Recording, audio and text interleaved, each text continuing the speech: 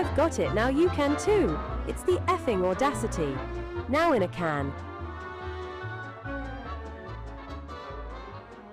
Hello, my name is Renee Maxine Haas, and this is the effing audacity. In this episode, I'm joined by Megan McCaffrey, who is a career transition coach. This episode is super relatable to anybody who has had a career and has considered doing something else. What limiting beliefs around making a career transition do people have that you see within your clients at various stages of their lives? Well, I think there's a bunch, but a lot of times it comes down to things like I'm too old, or it's too late, it'll be too hard, or I can't do that, it's too crazy for me to dream about. It's something that I lack the skills for, and a lot of times it can come down to a lack of confidence. What I see mostly is women that have been in their careers around like 10 years seems to be like a mark that gets hit a lot, like that people kind of like wake up and think, wait, I don't really like what I'm doing. So I guess what I would say about the early careers is that you might start out in a career after, say, college and realize that it's not for you, and to not stay there too long if you're figuring that out in the first couple of years. Give yourself some grace, some time to like adjust to the working world before you make a judgment on the career. It could just be maybe you didn't find the right position in that career field. But if it comes down to it, don't go too long in it, pushing through because you think, well, this is where I am. I can't quit now. I really relate to what you said earlier about like the 10-year mark. For me, I think it was about 13, 12 years in. And I was trying to look around like, oh, I think I've accomplished what I want to accomplish out of this. Maybe there is something new, but I had these concerns about starting over and what that meant. And I know other people view it that way as well, that making a career change is starting over. But why is that not the case?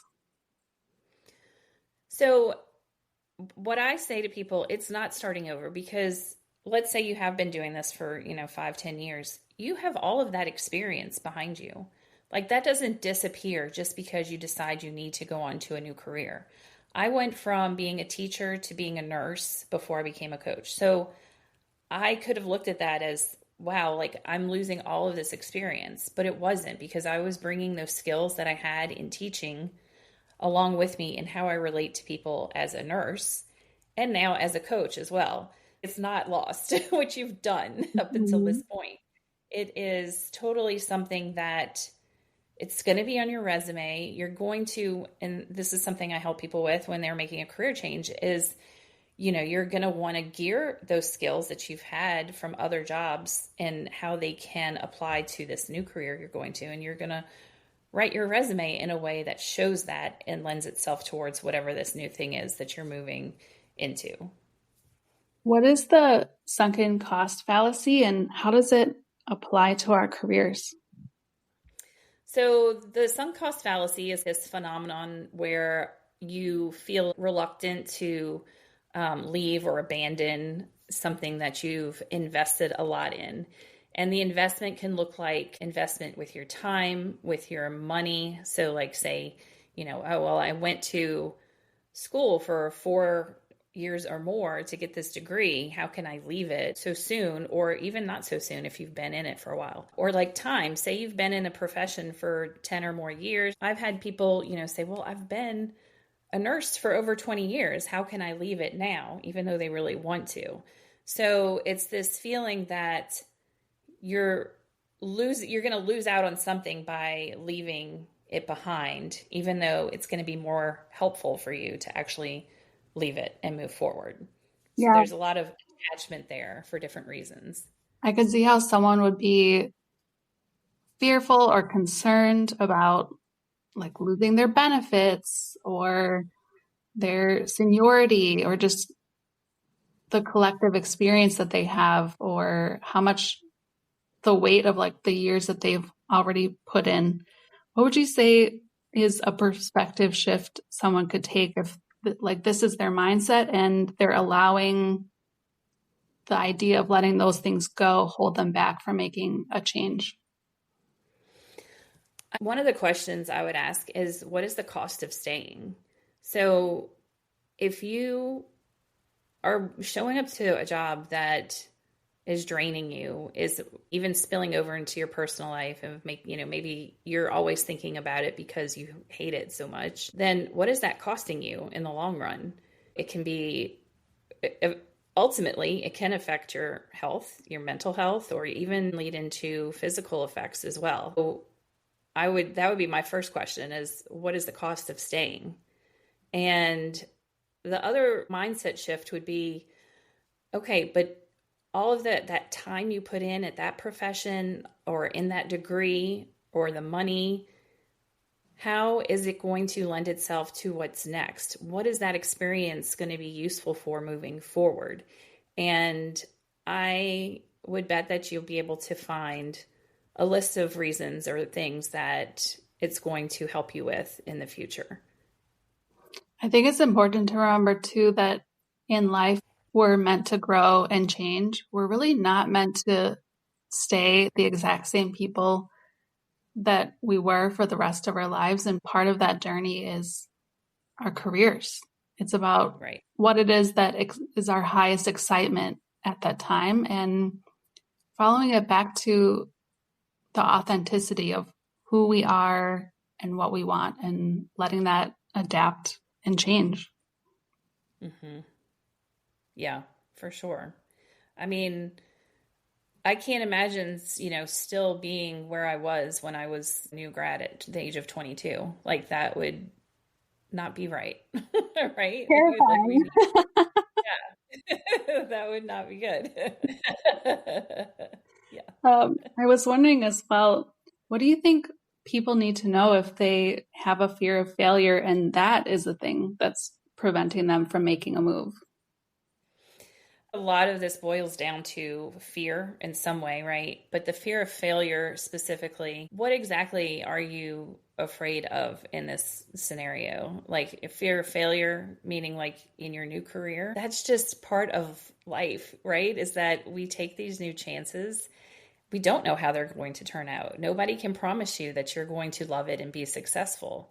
So I think part of it though is like, are you going to want to look back and think, what if, and never know? Like, what would it have been if I had taken that chance on myself?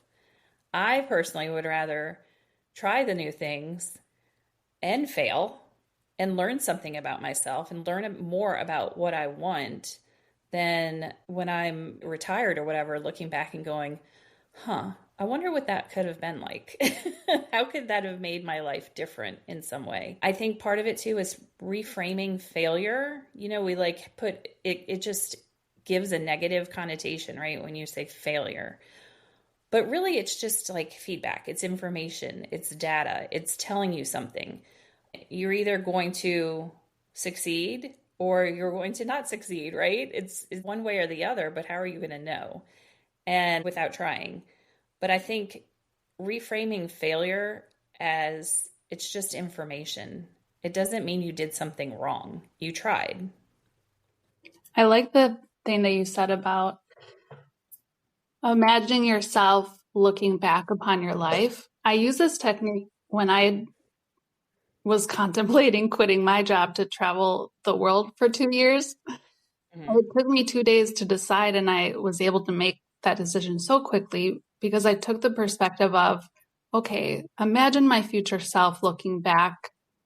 Do I want to be the person that went for it or the person that potentially had regrets over it? And that made the decision very easy for me. And there's fears that show up within us, but there could potentially be external factors as well. Where does concern over how other people think show up in all of this?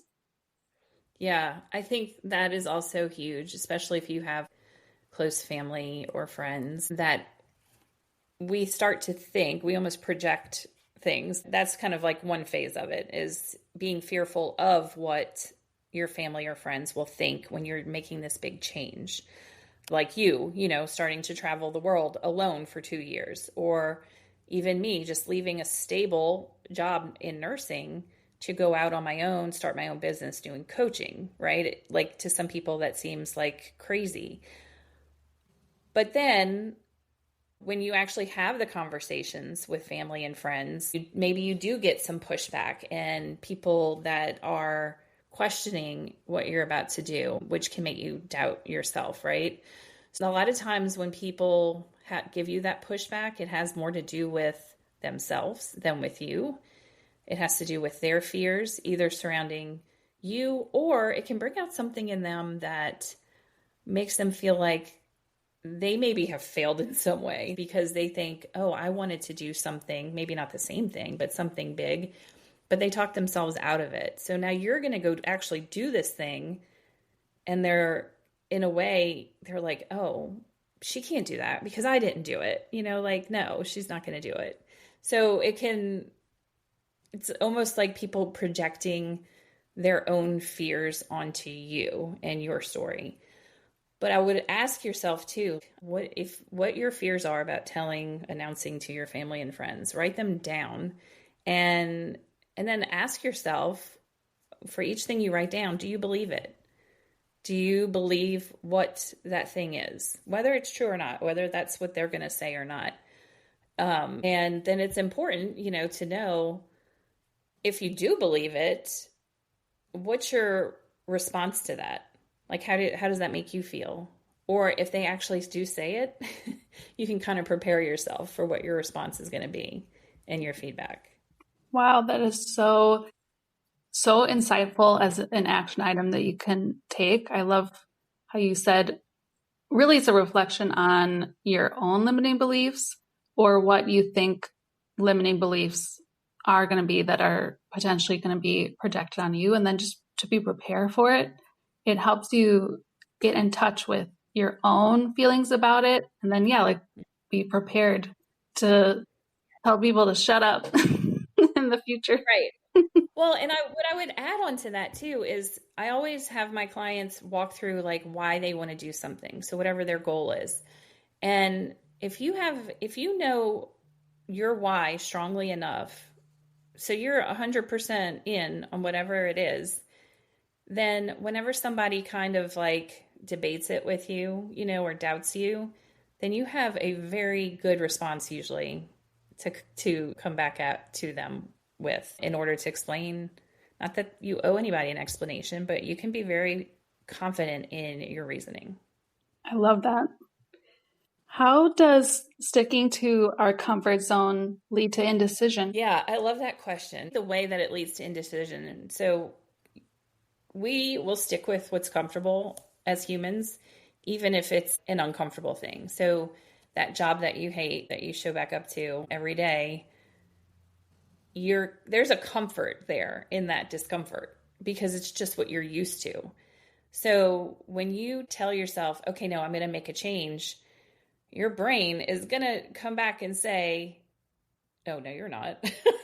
Like that's too hard, or that's too scary, or all these other kind of things that we've kind of talked about. That leads to indecision. That comfort zone will keep you stuck. Our brains are wired as humans for survival. You can logically think, well, changing jobs or something isn't like something we should be afraid of for our survival, but your brain thinks it is, because we've been hardwired like that. When we come out of our comfort zone, or the like cave, if you want to relate it back to like earlier times, it's protecting itself in the cave from whatever the enemy is outside.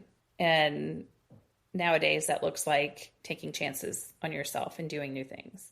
That makes so much sense. It's instinctual, but not necessarily helpful. What is that ingrained instinct versus what is an actual threat? And that threat is not changing a job.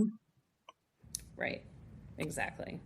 What advice do you have for people who they know they're not happy, they know that they want to make a career change, but they have no idea what to do instead?